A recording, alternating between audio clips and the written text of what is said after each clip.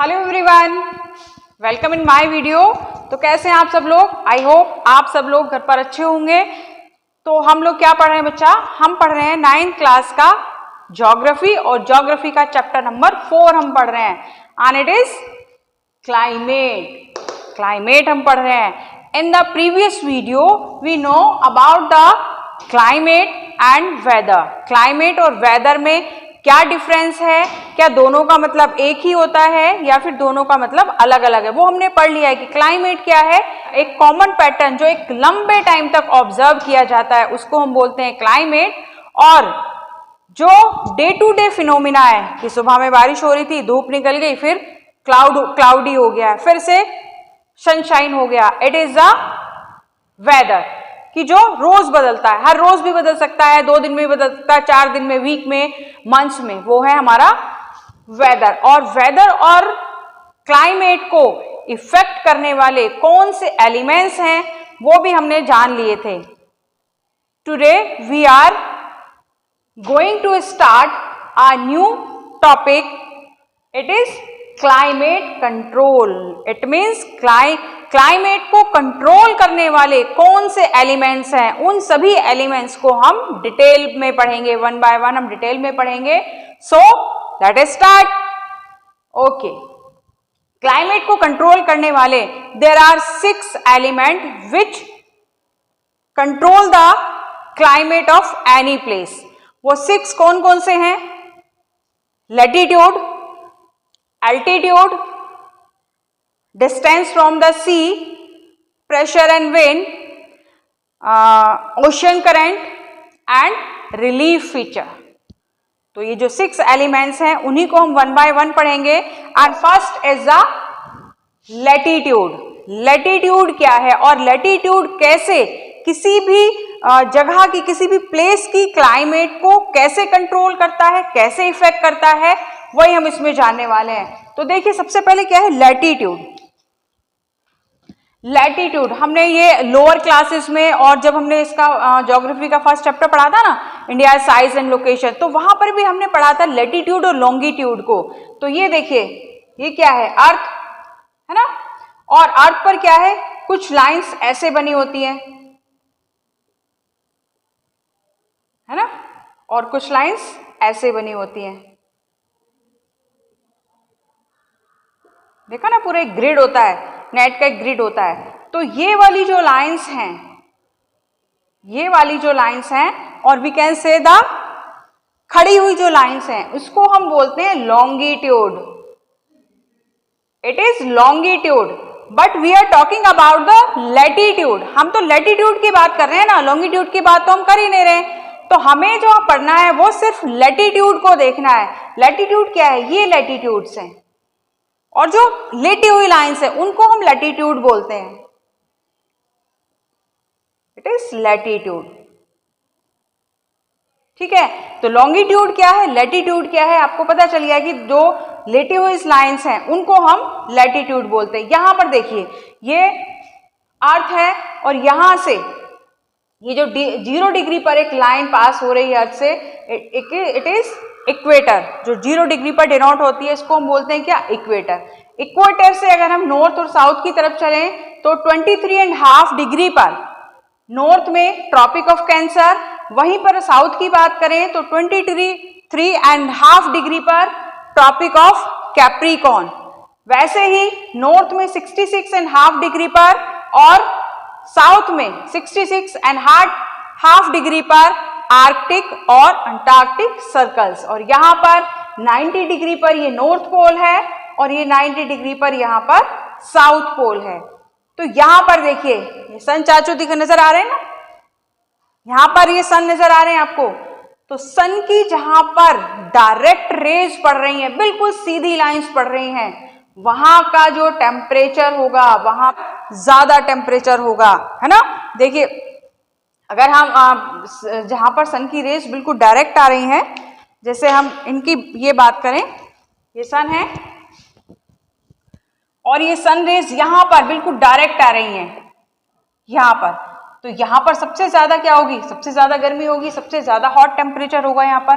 और वैसे ही यहाँ पर जब स्टिल्ट होती जाती है due to the curvature, due to the curvature, ऐसा तो नहीं क्योंकि इसका जो साइज है वो कैसा राउंड है, तो यहाँ पर बिल्कुल डायरेक्ट रेज आ रही है और धीरे धीरे क्या होती है स्टिल्ट होती चली जाती हैं। जैसे वो नॉर्थ पोल और साउथ पोल की तरफ जाती हैं तो स्टिल्ट होती चली जाती हैं, और स्टिल्ट होने पर यहाँ पर सबसे ज्यादा गर्मी, यहाँ पर सन रेज डायरेक्ट नहीं आ रही है, सन की रेज डायरेक्ट नहीं पड़ रही है, तो यहाँ पर क्या होगा, यहाँ पर टेम्परेचर डाउन हो जाएगा, और जैसे जैसे वो नॉर्थ पोल और साउथ पोल की तरफ जाएंगी तो वहां पर क्योंकि सन रेज बहुत ही कम पहुंच पाती हैं, तो वहां का टेम्परेचर कैसा होगा, बहुत कम, बिल्कुल 0 डिग्री पर, या फिर वहां पर हमेशा बर्फ होगी, इस तरह का टेम्परेचर वहां पर पाया जाएगा। टोरिड जोन है दोनों। वैसे ही साउथ में, साउथ एंड नॉर्थ में जो सब ट्रॉपिकल है, इट इज टेम्परेट, की वहां की जो क्लाइमेट है वो टेम्परेट होगी, मतलब वहां पर गर्मी थोड़ी कम होगी। हम क्लाइमेट को कंट्रोल करने के प्रोस्पेक्टिव से पढ़ रहे हैं ना इसको, लैटिट्यूड को, तो यहाँ पर जो इक्वेटर के आसपास वाले प्लेसेस हैं वहां पर गर्मी ज्यादा होगी क्योंकि सन की रेज बिल्कुल डायरेक्ट आ रही हैं, और जैसे ही वो स्टिल्ट होती जाती हैं पोल्स की तरफ तो वहां का टेम्परेचर डिक्रीज होता चला जाता है। तो यहाँ पर जो सब ट्रॉपिकल्स हैं वहां पर टेम्परेट, उसको टेम्परेट जोन बोलते हैं, और वहां की जो क्लाइमेट होगी वो भी टेम्परेट होगी, बहुत ज्यादा गर्मी भी नहीं होगी और बहुत ज्यादा सर्दी भी नहीं होगी। तो देखिए ये जो 23.5 डिग्री ट्रॉपिक ऑफ कैंसर, ये यहाँ पर इंडिया है, मालूम है ना आपको, यहाँ पर इंडिया है, ये है इंडिया, है ना। तो ये क्या इसके बिल्कुल बीच से पार हो रही है, उसको 2 पार्ट्स में डिवाइड कर रही है, ये देखो यहाँ पर, ये इसके यहां से पार हो रही है और इंडिया को 2 पार्ट्स में डिवाइड कर रही है, northern hemisphere and southern hemisphere. और अगर हम पोल पर पहुंच जाएं तो ये जो पोल है ये क्या है, ये इनको बोलते हैं फ्रिड जोन। यहाँ की जो क्लाइमेट है वो बिल्कुल पोलर क्लाइमेट है, बहुत कोल्ड क्लाइमेट है। तो क्लाइमेट को लैटिट्यूड कैसे कंट्रोल कर रहा है, आई होप ये आपको समझ में आ गया है कि जो लोअर लैटिट्यूड है वहां पर ये वाला जो, ये जो लोअर लैटिट्यूड है यहाँ पर क्या होता है कि सन की रेज डायरेक्ट आ रही हैं, तो यहाँ पर सोलर रेज ज्यादा होंगी, और जैसे जैसे वो क्या होंगी, जैसे जैसे एल्टीट्यूड हायर होते चले जाएंगे वैसे वैसे सन की रेज वहां पर कम होती चली जाएंगी, और वहां का जो टेम्परेचर है वो भी धीरे धीरे क्या होता चला जाएगा, वो भी धीरे धीरे कम होता चला जाएगा। तो टेम्परेचर ऑन इक्वेटर कैसा होगा, इक्वेटर पर टेम्परेचर किस तरह का होगा, ट्रॉपिकल और इक्वेटोरियल। कैसा होगा, ट्रॉपिकल और इक्वेटोरियल। और टेम्परेचर ऑन ट्रॉपिक और पोलर, ट्रॉपिकल और पोलर रीजन की तरफ अगर जाते हैं तो वहां का टेम्परेचर किस तरह का होगा बच्चा, टेम्परेट और फ्रीड, टेम्परेट और फ्रीड।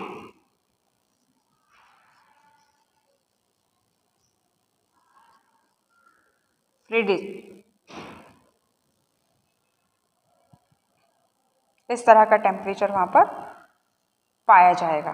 तो आई होप जो फर्स्ट एलिमेंट्स है लैटिट्यूड वो आपको क्लियर हो गया है कि लैटिट्यूड किसी भी प्लेस की क्लाइमेट को किस तरह से इफेक्ट करता है या किस तरह से कंट्रोल करता है। तो अब हम बात करते हैं बच्चे सेकंड क्लाइमेट कंट्रोल एलिमेंट्स की, and it is altitude. It is altitude. Altitude का मतलब हाइट, एल्टीट्यूड का मतलब होता है हाइट ना। अगर हम एल्टीट्यूड की बात करें तो इसका मतलब है हम हाइट की बात कर रहे हैं। इसको कैसे मेजर किया जाता है, डिस्टेंस मेजरमेंट इन वर्टिकल और अप डायरेक्शन। वर्टिकल मतलब यहां देखिए जैसे मैप है तो मैप में हमें एल्टीट्यूड को कैसे मापना है। तो ये जैसे मैप है तो ये एल्टीट्यूड ऐसे नहीं, जो ऊपर उठी हुई चीजें हैं, जैसे अर्थ हो गई,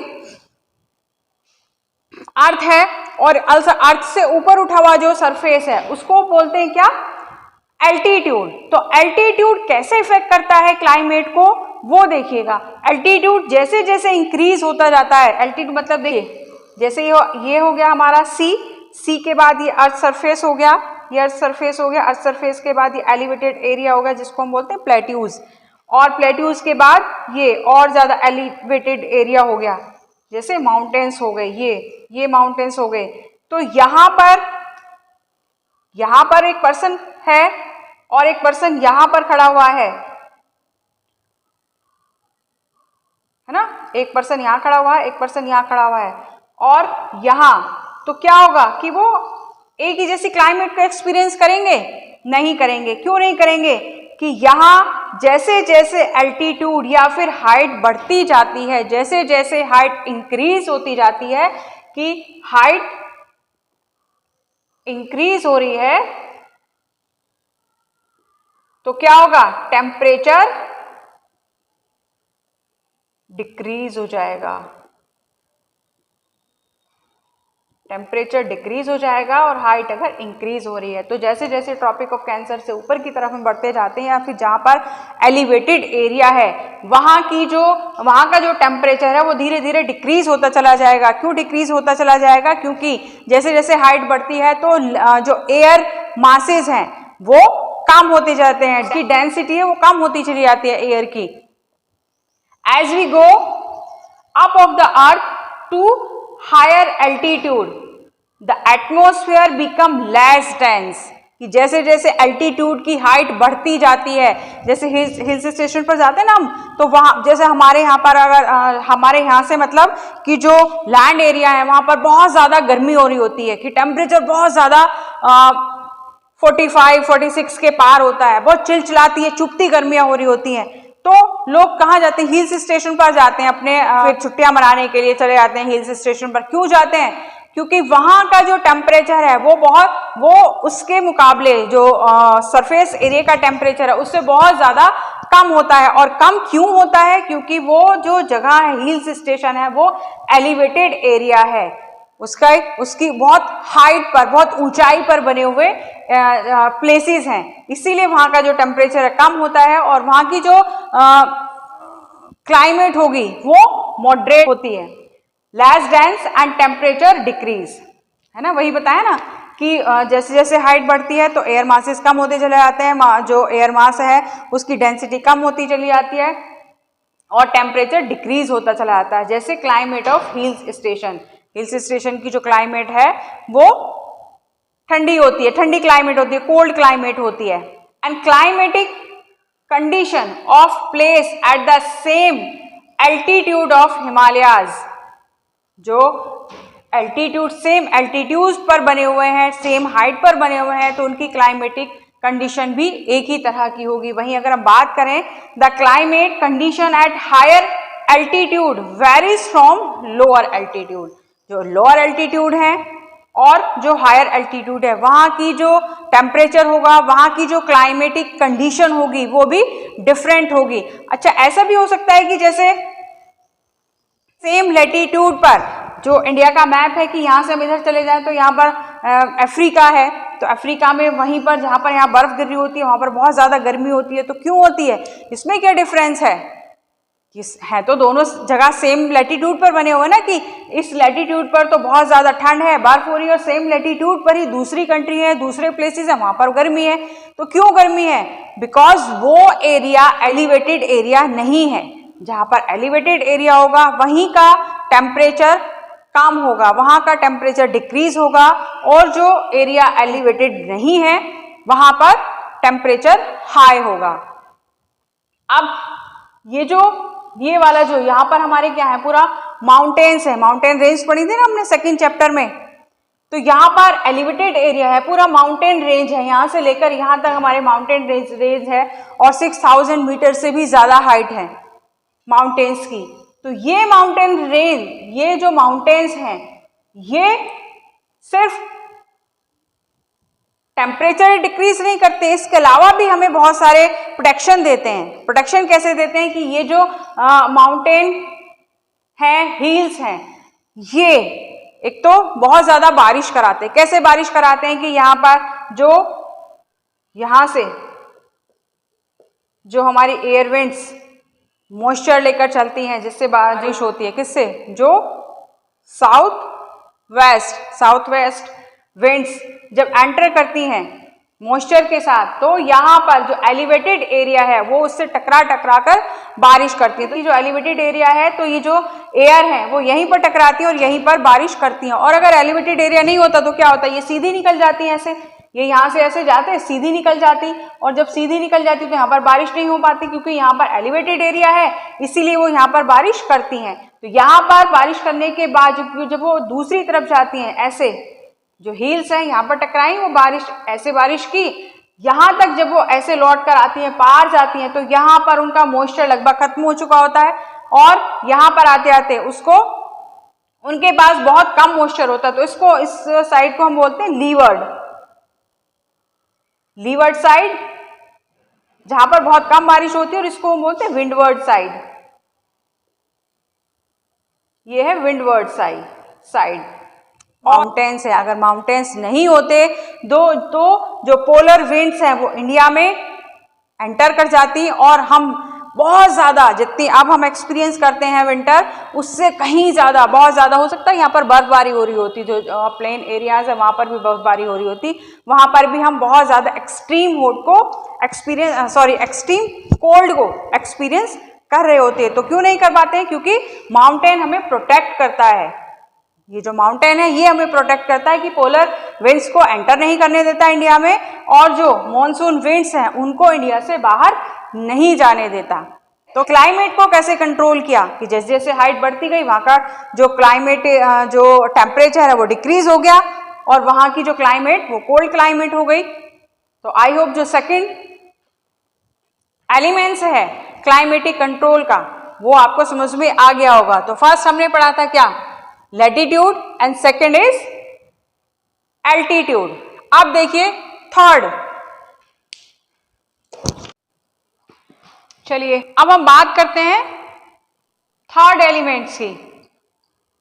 तो third element is pressure and winds.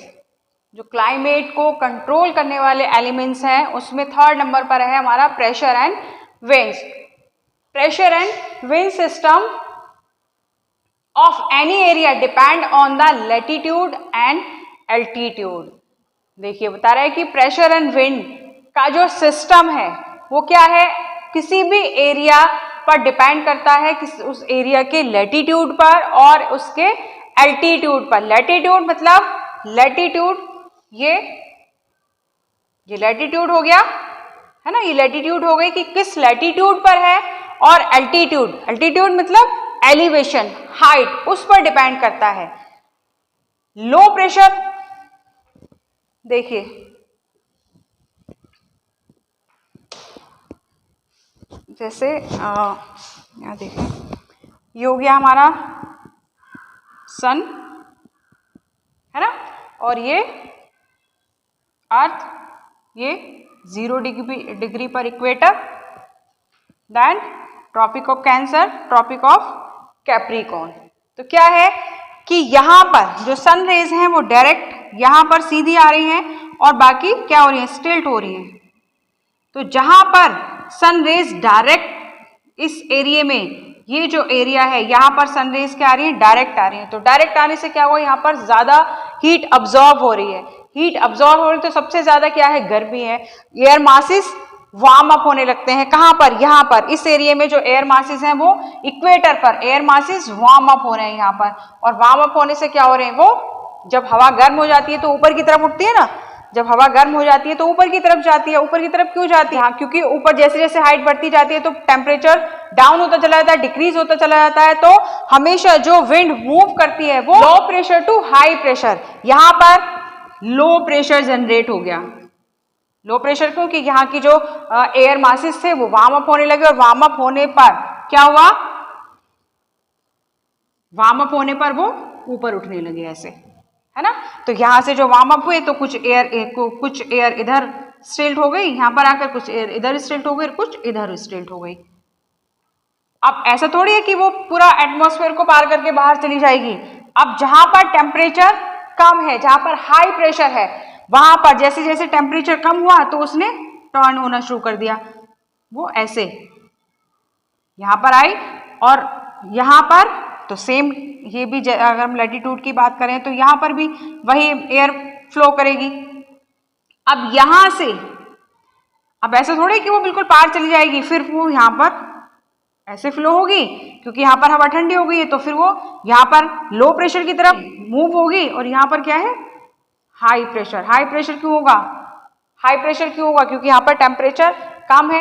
तो यहाँ पर लो प्रेशर से हवा विंड्स ऊपर उठी, स्टिल्ट हुई, फिर से स्टिल्ट हुई और इस तरह से वो लैंड सरफेस पर मूव होने लगी। तो क्या बोल रहा है ये, pressure wind system of any area depend on latitude and altitude। Latitude तो ये हो गया कि किस लैटिट्यूड पर है, सन की रेस कितनी आ रही है, और जैसे जैसे एल्टीट्यूड क्या हुआ, हाइट हुआ, तो जैसे जैसे हाइट पर गया वहां पर टेम्परेचर डाउन हुआ, हाई प्रेशर हो गया, तो वो फिर से स्टिल्ट हो गई।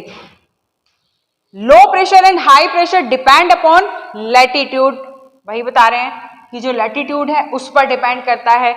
जैसे ये पूरा एटमॉस्फेयर है, एटमॉस्फेयर है, एटमॉस्फेयर से जो हाई प्रेशर है, हाई प्रेशर की तरफ बताया था ना भाई, लो प्रेशर से low pressure to high pressure, जहां पर लो प्रेशर होगा उस तरफ से विंड्स मूव करेंगी हाई प्रेशर की तरफ। तो यहां पर हाई प्रेशर है और यहाँ पर लो प्रेशर है, तो लो प्रेशर से हाई प्रेशर की तरफ आ रही है और हाई प्रेशर से लो प्रेशर, और फिर ये अर्थ सरफेस है, फिर वो क्या होंगी, ऐसे होंगी और फिर ऐसे ही मूव करती चली जाएंगी। यहाँ पर low pressure and high pressure. समझ में नहीं आया, चलिए फिर से देखते हैं इसको।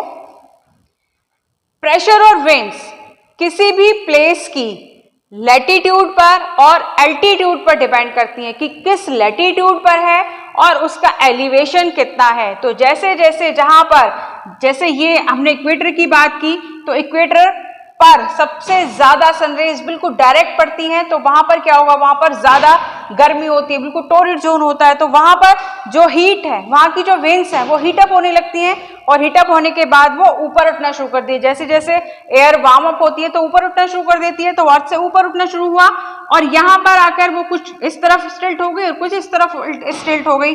इस तरफ क्यों हुई, क्योंकि यहाँ जो टेम्परेचर है वो लो हो गया, यहाँ भी टेम्परेचर लो हो गया, तो यहाँ से वो इस तरफ स्टिल्ट हो जाएंगे और यहाँ से वो इस तरफ स्टिल्ट हो जाएंगे। यहाँ पर आकर क्योंकि टेम्परेचर डाउन हो गया तो फिर से वो कहाँ, लो प्रेशर की तरफ उन्होंने फ्लो होना शुरू कर दिया। हमेशा जो विंड्स है वो low pressure to high pressure, low pressure to high pressure winds flow करती हैं। Low pressure air masses warm up, कि जो लो प्रेशर, ये लोअर प्रेशर आया तो वार्म अप हो गई, ये ऊपर चले गए, and high pressure air masses settle down हो गए, ये नीचे आ गए, एयर मासेस नीचे बैठ गए। On surface wind move from high to lower pressure. अगर हम सरफेस की बात करें तो सरफेस में अभी हमने बात की थी ना, मूव करती है किधर, low pressure to high pressure, लेकिन अगर हम सरफेस विंड्स की बात कर रहे हैं तो surface wind high pressure to lower pressure ऐसे फ्लो करती हैं, ऐसे यहां से इस तरह से फ्लो करेंगी, यहां से ऐसे फ्लो करेंगी और इधर से इस तरह से फ्लो करेंगी, ठीक है।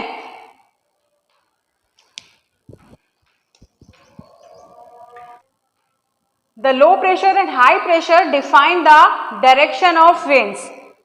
तो विंड्स कैसे फ्लो करती हैं, high pressure to low pressure, low pressure की तरफ, लो प्रेशर से हाई प्रेशर की तरफ फ्लो करती हैं।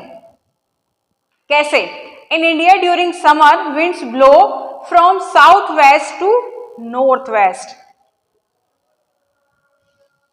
फिर से आ जाए, equator, tropic of capricorn cancer and tropic of capricorn. यहां पर क्योंकि डायरेक्ट सन रेज हैं, है ना, क्योंकि यहां पर डायरेक्ट सन रेज आ रही हैं, तो क्या होगा यहां पर लो प्रेशर जनरेट हो जाएगा, लो प्रेशर जनरेट हो जाएगा। और यहां पर क्योंकि टेम्परेचर कम है तो यहां पर हाई प्रेशर जनरेट होगा, यहां पर भी हाई प्रेशर जनरेट होगा। अब high pressure to low pressure winds flow करती हैं, तो हाई प्रेशर से ऐसे फ्लो करेंगी, यहां से ऐसे फ्लो करेंगी और इधर से इस तरफ फ्लो करेंगी, ऐसे, है ना। In India during summer winds flow south west to north west. India की बात कर रहे हैं कि इंडिया में समर में विंड्स फ्लो करती हैं south west to north west. इसका मतलब कैसे फ्लो कर रही हैं, इसका मतलब यहां से फ्लो कर रही हैं और इस तरह से नॉर्थ ईस्ट, ये नॉर्थ ईस्ट है, तो विंड्स इस तरह से फ्लो कर रही हैं। कैसे क्यों फ्लो कर रही हैं, बात समर की कर रहे हैं। समर पे क्योंकि ये लैंड एरिया है और लैंड एरिया बहुत ज्यादा हीट अप हो जाता है, बहुत जल्दी गर्म हो जाता है, तो यहाँ पर लो प्रेशर जनरेट हो गया, क्योंकि यहाँ पर से क्या हुआ, हीट जो वार्म है वो हीट अप हुई और ऊपर उठना शुरू हो गई, और ऊपर उठने के बाद स्टिल्ट हुई किधर, जहां पर हाई प्रेशर है, जहां पर टेम्परेचर कम है।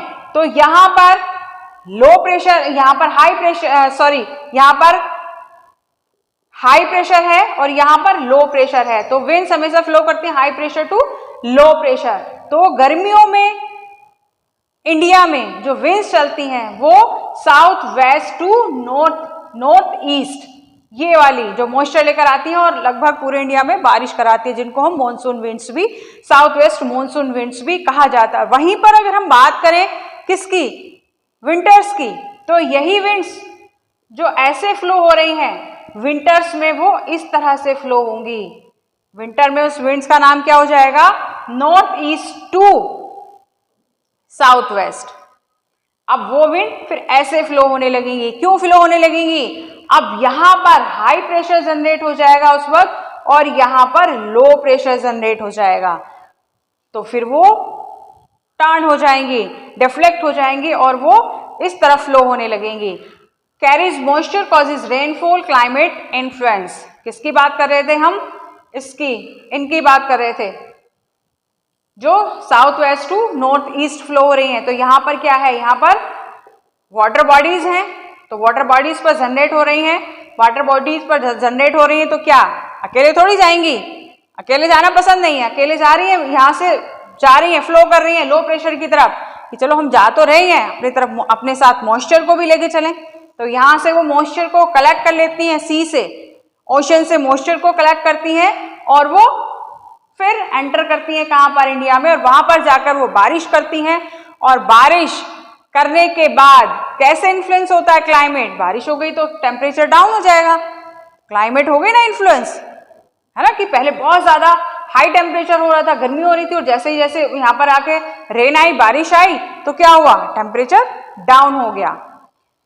This pressure and wind influence the temperature and rainfall pattern. और यही जो प्रेशर और विंड है वही इन्फ्लुएंस करती हैं टेम्परेचर को और रेनफॉल के पैटर्न को। आई होप जो हमने 3 एलिमेंट्स पढ़े हैं किस चीज के, क्लाइमेट को कंट्रोल करने वाले। फर्स्ट इज द लैटिट्यूड, कि जिस प्लेस की हम बात कर रहे हैं वो किस लैटिट्यूड पर है। सेकेंड एल्टीट्यूड, एल्टीट्यूड मतलब हाइट इन्फ्लुएंस करती है कि जैसे जैसे हाइट बढ़ती जाती है वैसे वैसे टेम्परेचर डिक्रीज होता जाता है, कि टेम्परेचर हाइट इंक्रीज हुई और टेम्परेचर डिक्रीज हुआ। And third pressure and winds, जहां पर लो प्रेशर होता है वहीं वो विंड्स को अट्रैक्ट करता है, जो भी विंड्स है वो फ्लो करती हैं high pressure to low pressure. तो आई होप जो विंड डायरेक्शन है, ये तीनों एलिमेंट्स हैं, आपको अच्छे से समझ में आ गए होंगे। अब हम इसी का एक सेकंड पार्ट करेंगे, सेकंड वीडियो करेंगे, जिसमें क्लाइमेट कंट्रोल के जो 3 हमारे एलिमेंट्स और बच गए हैं उनको हम कंप्लीट करेंगे। और वो कौन कौन से हैं, डिस्टेंस फ्रॉम द सी,